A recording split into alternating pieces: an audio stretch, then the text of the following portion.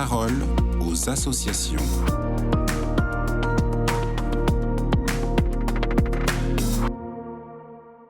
Bonjour à tous, bienvenue dans la parole aux associations. Aujourd'hui, je suis avec Mickaël Fèvre. Bonjour Mickaël.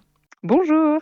Vous êtes responsable communication et recherche de fonds chez Fidesco et aujourd'hui, on va parler du parrainage des volontaires.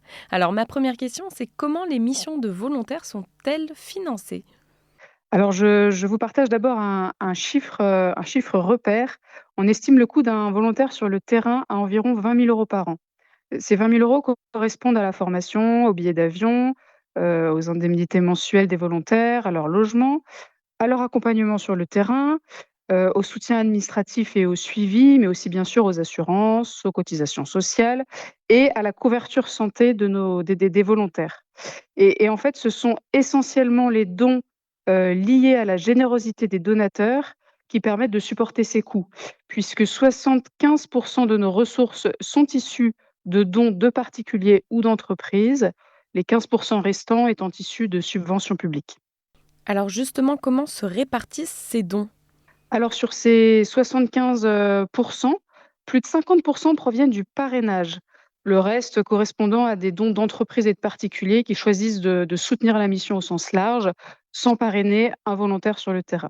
Ça veut dire quoi? Ça veut dire qu'en fait, chez Fidesco, les missions sur le terrain ne peuvent avoir lieu que grâce au soutien des parrains des volontaires qui sont envoyés. Alors concrètement, expliquez-nous, c'est quoi être parrain ?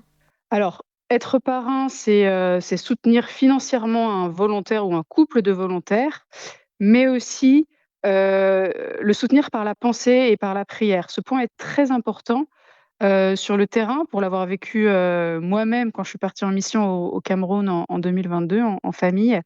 Il est capital de se savoir ainsi, soutenu. Ça porte vraiment dans les difficultés de savoir que l'on n'est pas seul.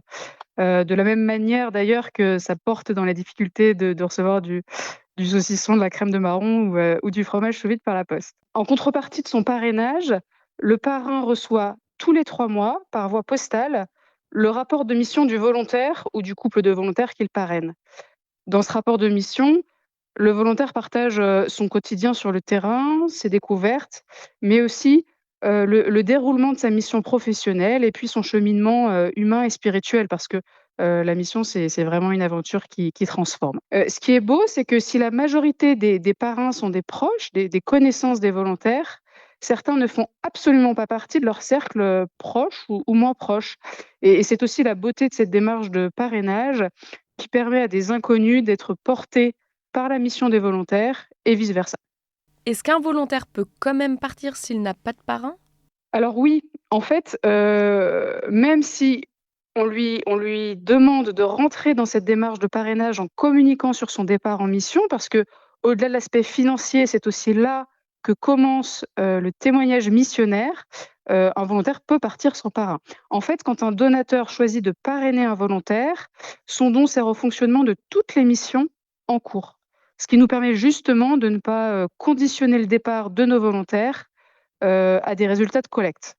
Merci beaucoup pour ce partage, Mickaël. J'invite les auditeurs à aller se renseigner sur le parrainage ou sur le volontariat directement sur votre site internet fidesco.fr. Je vous souhaite une très belle journée et à bientôt.